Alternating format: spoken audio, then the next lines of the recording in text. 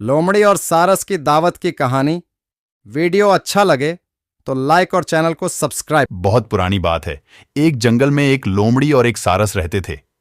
ये दोनों बहुत अच्छे दोस्त थे। सारस रोजाना लोमड़ी को तालाब से मछली पकड़कर खाने के लिए देता था। इस प्रकार दोनों की दोस्ती बहुत गहरी होती चली गई। सारस बहुत सीधा साधा था, लेकिन लोमड़ी बहुत शैतान और चालाक थी। वह हमेशा दूसरों को परेशान किया करती थी। उसे दूसरों का अपमान करने और मजाक उड़ाने में बहुत मजा आता था। एक दिन उसने सोचा कि क्यों ना एक बार सारस का भी अपमान किया जाए और उसका मजाक उड़ाया जाए।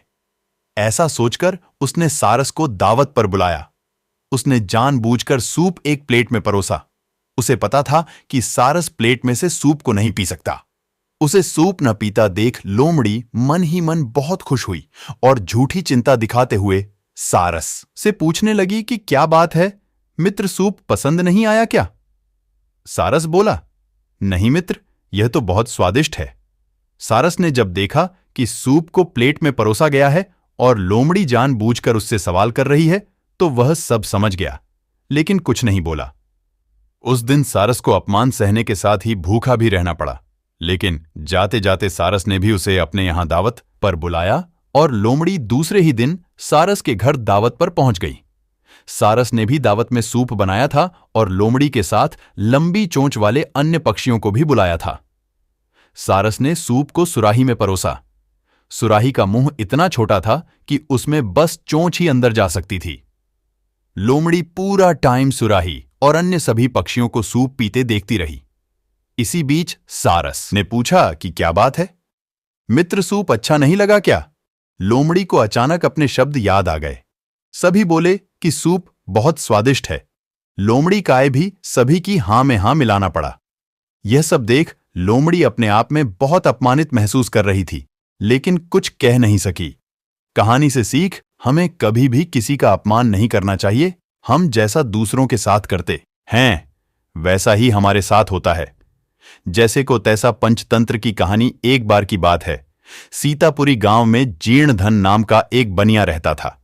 उसका काम कुछ अच्छा नहीं चल रहा था, इसलिए उसने धन कमाने के लिए विदेश जाने का फैसला किया। उसके पास कुछ ज्यादा पैसे या कोई कीमती वस्तु नहीं थी, सिर्फ उसके पास एक लोहे का तराजू थी। उसने वो तराजू साहूकार को धरोहर के रूप में दे दिया और बदले में कुछ रुपये ले लिए। जीर्णधन ने साहूकार से कहा कि वह विदेश से लौटकर अपना उद्धार चुकाकर तराजू वापस ले लेगा। जब 2 साल बाद वह विदेश से लौटा तो उसने साहूकार से अपना तराजू वापस मांगा। साहूकार बोला कि वो तराजू तो चूहों ने खा लिया। जीर्णधन समझ गया कि साहूकार की नीयत खराब हो गई है और वह तराजू वापस करना नहीं चाहता। तभी जीर्णधन के दिमाग में एक चाल सूझी। उसने साहूकार से कहा कि कोई बात नहीं, अगर तराजू चूहों ने खा लिया है तो इसमें तुम्हारी कोई गलती नहीं है।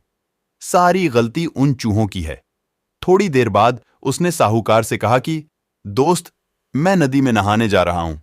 तुम अपने बेटे धनदेव को भी मेरे साथ भेज दो, वो भी मेरे साथ नहा आएगा।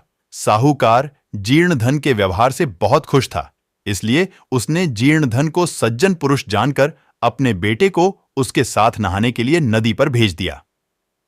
जीर्णधन ने साहूकार के बेटे को नदी से कुछ दूर ले जाकर एक गुफा में बंद कर दिया। उसने गुफा के दरवाजे पर बड़ा सा पत्थर रख दिया, जिससे साहूकार का बेटा बचकर भाग न पाए।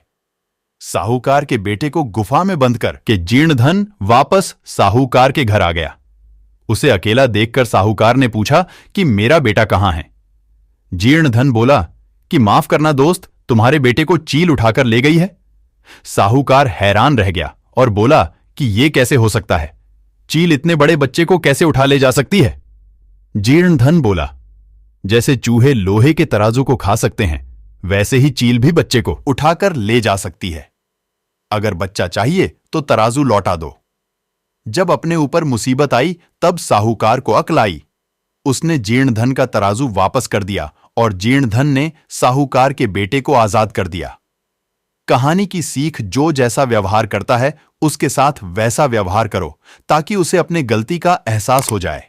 वीडियो अच्छा लगे तो लाइक और चैनल को सब्सक्राइब करें। आप लोग कहानी देखने के बाद सब्सक्राइब नहीं करते, यही दुख है। धन्यवाद।